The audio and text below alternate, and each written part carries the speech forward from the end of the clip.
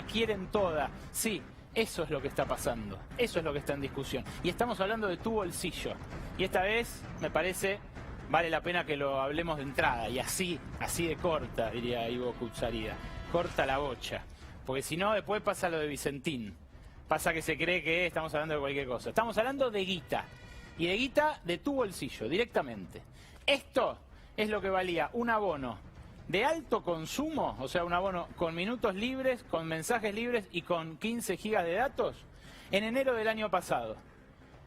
En enero del año pasado, un abono para usar el celular durante el mes valía 1.699 pesos. Aumentó trimestralmente todos los trimestres el año pasado. Subió 18% en marzo de 2019, llegó a 1.999.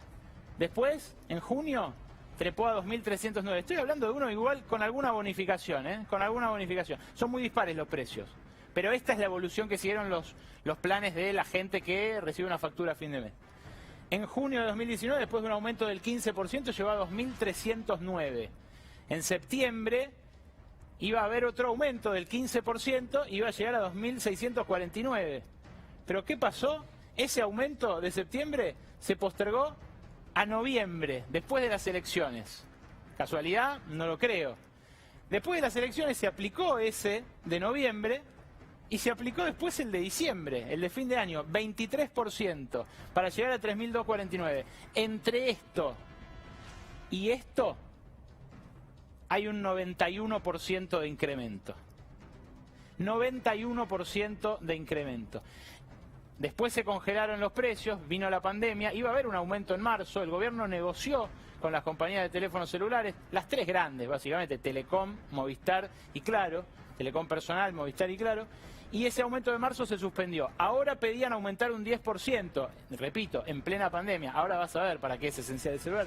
Bueno, ese es el aumento que está suspendido. ¿Cómo vienen los aumentos de celulares durante el gobierno de Macri? Miraron la siguiente placa. Porque la verdad, el incremento, la inflación celular es mucho más alta que la inflación promedio. Acá tenés el IPC del nivel general desde abril de 2016 en el capítulo Gran Buenos Aires hasta julio de 2020. Tomé desde ahí porque empieza la serie nacional un poco después. Recuerdan que en 2016 hubo meses que no se publicó el índice de inflación, las dudas que había respecto del índice anterior. Bueno, tenemos esto como punto de partida, 2016, abril. De ese momento hasta ahora, los precios en promedio aumentaron 277%. El IPC de comunicaciones aumentó 370%. O sea, la inflación celular fue 100 puntos mayor durante todo el gobierno de Macri y estos 6 meses que la inflación del nivel general. Y eso que en estos últimos 6 meses estuvo planchado por lo que te decía, por el congelamiento dispuesto en enero y luego en marzo la suspensión de ese aumento. Bueno, este es el escenario actual. Ahora, lo que subió, lo que se encareció, ¿qué es? Es un servicio archi esencial. Y lo quiero invitar para esto a Mauro Fulco. Buenas noches, Mauro. Hola, Ale, ¿cómo estás? ¿Bien? La verdad que cambió completamente, y vos lo has mostrado en tus informes sobre brecha digital en las escuelas. Así es. Cuando apenas se dictaminó que estos servicios iban a ser esenciales, empezaron a surgir un montón de dudas. ¿Por qué la telefonía? ¿Por qué internet? ¿Por qué no las cloacas? ¿Por qué no el gas? ¿Por qué no el agua? ¿Querés ver por qué es esencial realmente? ¿Por qué es esencial la telefonía, las comunicaciones, las computadoras, la internet? ¿Por qué en plena pandemia este tipo de servicios son esenciales? Esto es muy simple. Salud, educación, afectos. Afectos. Hay gente que no ve a sus familiares hace 6 meses. Hay abuelos que no ven a sus nietos hace 6 meses. Hay enfermos que solamente reciben el parte médico a través de un WhatsApp. Hay gente que despide a sus muertos a través del teléfono. Hay gente que despide a sus muertos a través del teléfono. ¿Querés ver por qué los celulares son esenciales en pandemia? Miremos este informe.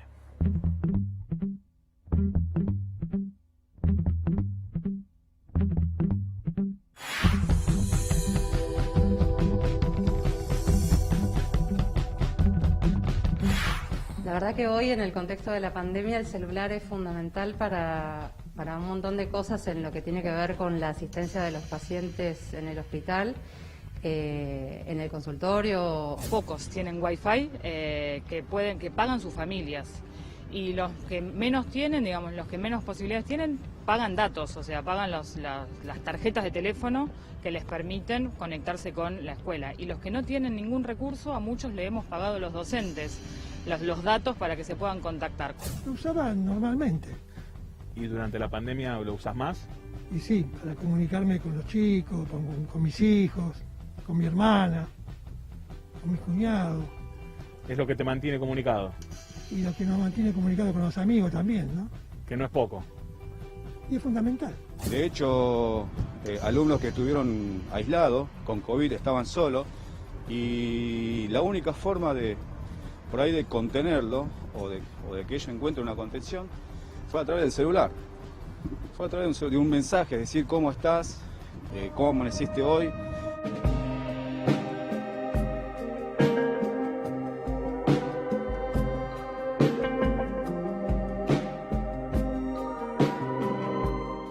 Imagínate que todos los días los pacientes que están internados, las familias no pueden ir a visitarlos, ¿sí? Y los profesionales médicos y no médicos, los profesionales del equipo de salud, lo que hacen es comunicarse con los familiares todos los días para darles la información sobre el estado de salud de los pacientes, para tomar decisiones. Mi papá, que tenía una enfermedad de base, mielodisplasia se llama, un tipo de leucemia, que tuvo que estar internado en el Italiano, y después de estar una semana le diagnosticaron COVID. A partir de ahí nosotros ya no lo pudimos ver, y el único contacto que teníamos con él era por celular, porque él atendía, y con los médicos a través de WhatsApp o también llamado por teléfono. Así que muchas veces los profesionales tenemos que usar nuestro celular o un celular que genera el equipo mismo de salud, como bueno, este es el celular para comunicarnos con los pacientes y entre los pacientes y las familias. Falleció solo en el hospital con ya una enfermedad de base, pero bueno, lo que no queríamos que pase pasó, y el celular en ese caso fue el último adiós que le pudimos decir chau, chau. Y se hace lo que se puede, pero en general eso es un recurso fundamental en situaciones difíciles. Se intentan propiciar en el final de la vida la posibilidad de despedida. El viejo se ve que me contagió, bueno, no sé cómo fue, que yo estuve 6 días internado con neumonía bilateral en el hospital, y también el celular volvió a ser importante para estar en contacto con mi familia, con mis hijas, con mi madre, y mismo también con los médicos, ¿no? La comunicación virtual, la telefonía, el celular, la videollamada es fundamental en este momento de aislamiento, en este momento en que el aislamiento es una medida de cuidado epidemiológico que todos entendemos. La médica por videollamada, le tenías que mandar tu estado de febril, saturación, todo foto por WhatsApp. Y si querías pedir algún cambio en la comida o en el desayuno, también era por WhatsApp. Si querías pedir toallas, sábana, todo por WhatsApp, nadie entra. O sea, tu vínculo con el mundo exterior es a través del teléfono en ese caso. En estos momentos sí. En esos momentos sí. No tenés otra manera.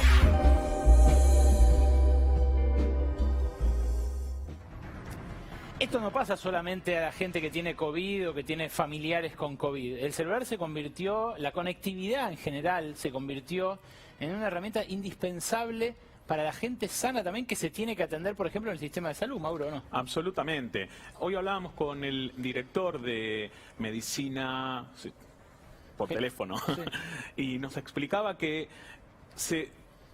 solamente hoy se atendieron la misma cantidad de casos que todo el año pasado, que en todo 2019. En videoconsulta. En videoconsulta. La gente tiene miedo de ir a los hospitales, y el 90% de esos turnos son tomados a través del teléfono.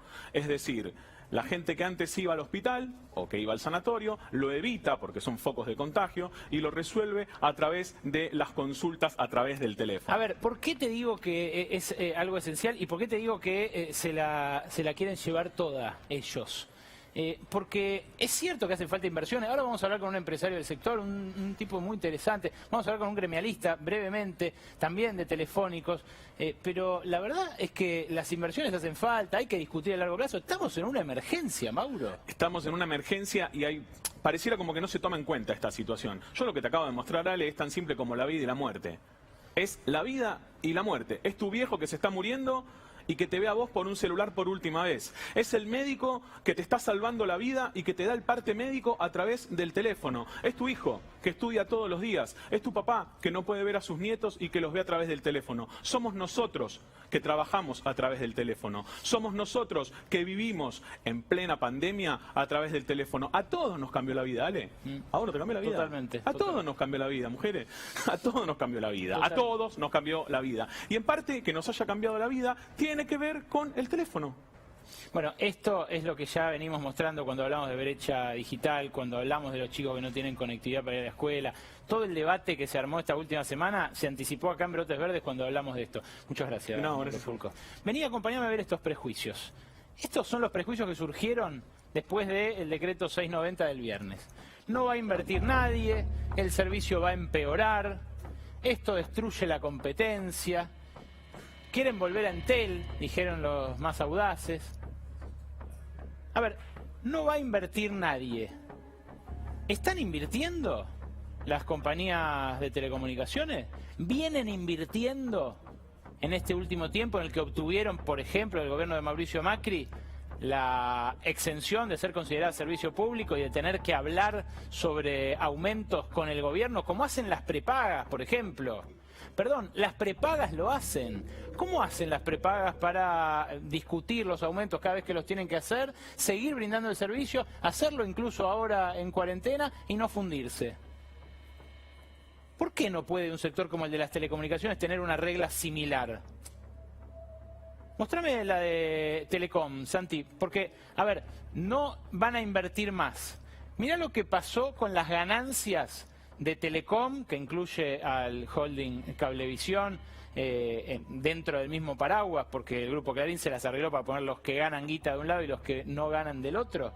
Mira, Telecom repartió entre sus dueños ganancias por 147 millones de dólares en 2015, 267 millones de dólares en 2016, 302 millones de dólares en 2017, cuando estaba controlada todavía por los italianos. Después de eso, cuando la compra Clarín, en 2018 repartió dividendos por 1.222 millones de dólares. Escuchaste bien. Multiplicó por 10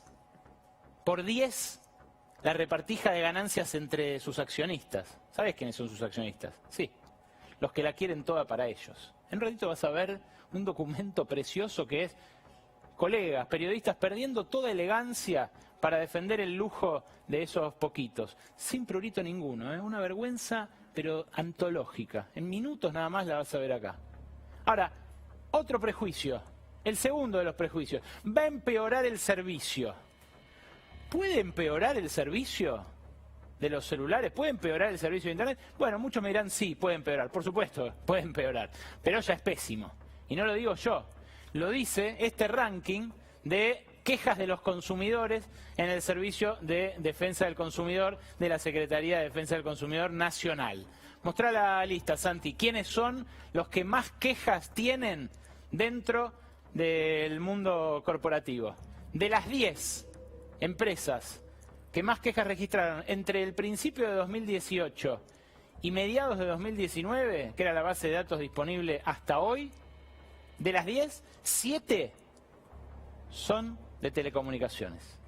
Acércate, diré a la lista. La primera es Telecentro, la segunda es Telecom Argentina, la tercera es Telefónica, la cuarta, recién ahí, fíjate en el podio, las 3 primeras son Telefónica. La cuarta es un banco, después vuelve a aparecer otra Telefónica, una empresa de comercio electrónico, otra Telefónica, en este caso la de celulares. Claro, si sumáramos personal a Telecom y Cablevisión y Fibertel también a Telecom, nos daría más que Telecentro, pobre Pierri.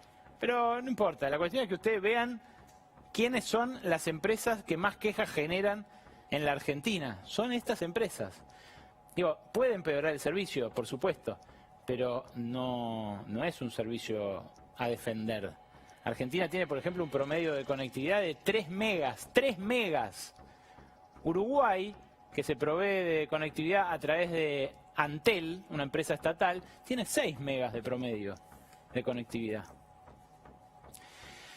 Hoy la Secretaría de Defensa del Consumidor difundió las quejas de este año, y las quejas de este año también son en su mayoría contra las compañías de celulares. Pero sigamos con los prejuicios. Otro de los prejuicios que decía era no va a haber más servicio, no va a haber más competencia. ¿Competencia? ¿En serio? ¿Competencia?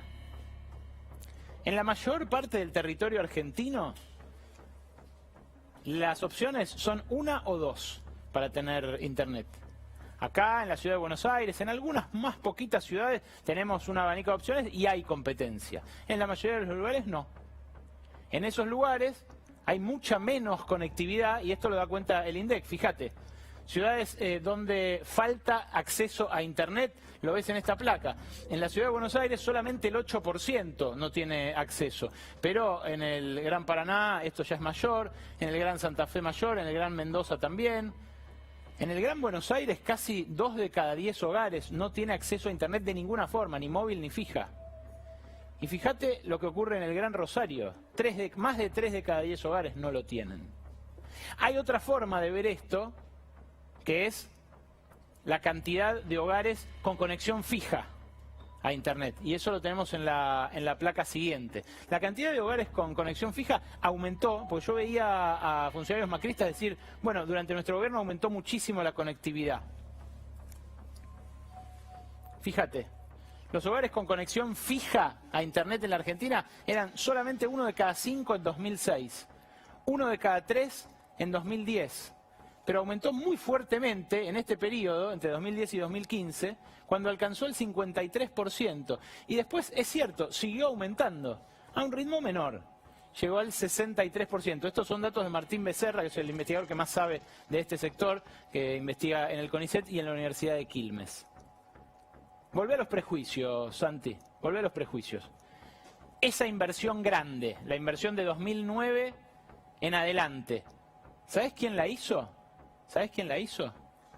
ARSAT, una empresa estatal que desde ese momento hizo el tendido de fibra óptica más importante de toda Latinoamérica. De vuelta, hay razones atendibles en todos lados, tiene que haber inversión privada. Este es un tema que hay que discutir con la cabeza fría, pero no es lo que está haciendo ni la oposición, ni Dualde, ni las corporaciones empresarias que hoy salieron a decir que esto era no una intervención, poco menos que una confiscación. De verdad, me parece que están yendo muy lejos en eso, muy lejos, muy lejos. Vamos a volver al por qué son esenciales. Decía Mauro que las videollamadas se convirtieron en algo cotidiano.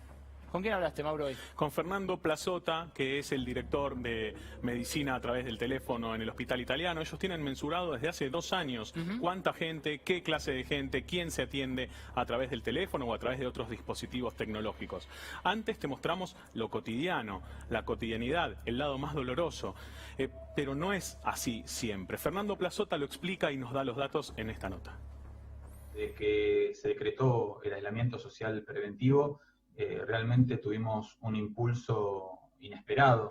Hoy es la forma principal de atención del hospital. Estamos realizando en un día todas las consultas por telemedicina que se hicieron el año pasado, por ejemplo. Ayer fue hasta ahora el máximo histórico que tuvimos y estuvimos cerca de las 4.500 teleconsultas realizadas. Aproximadamente es mitad y mitad, es decir, la mitad de los pacientes entran por dispositivos móviles, es decir, celulares o tablets, y la otra mitad entran por dispositivos con Windows, por ejemplo, o con iOS, es decir, computadoras de escritorio y notebooks. Está bastante parejo el acceso a las teleconsultas en la franja que va de los 30 a los 80 años, por ejemplo. No hay mucha diferencia en cuánto consultan los pacientes. Sí hay un poquito menos de los pacientes menores de 30 años y de mayores de 80, pero aproximadamente es muy parejo cómo acceden los pacientes de ese rango de edad. De vuelta, estamos en una emergencia, estamos en medio de una pandemia, estamos conectados a través de esto como nunca, como nunca. ¿No se puede sosegar los ánimos y discutir esto en 3 meses? ¿No se puede? Por lo menos no agitar el fantasma de un golpe de Estado después de una medida como esta. Esto es algo que no tiene que ver ya solamente con los que tienen COVID o familiares COVID. Lo escucharon al doctor, escucharon lo que pasó en estos 5 meses, cómo cambió la cotidianidad. ¿O no, Mauro? Sí, así es. Mostraste una placa de prejuicios y uno de los prejuicios míos a la hora de hablar con Fernando Plazota era qué clase o qué rango etario de gente se atiende a través de la videoconsulta, a través de la videollamada. ¿Sabes qué me dijo? Que no hay diferencia entre una persona de 30 y de 80 años. Mi prejuicio era que una persona hiperinformada, un joven, una persona de 30, 40, 45, hasta 50 años era quien podía confiar en un dispositivo tecnológico para algo tan sensible como el médico. No, en pandemia absolutamente todos van al médico a través de Internet. Estamos en pandemia. El teléfono desagota los hospitales. Los hospitales son los que nos salvan la vida. Mauro Furco, gracias por esto. Buenas noches. Ya viene Noelia Barral Grijera con la movilización que de vuelta en plena pandemia convoca el ala radicalizada, el ala ultraderechista de la oposición. La movilización está convocada para pasado mañana, cuando el Congreso...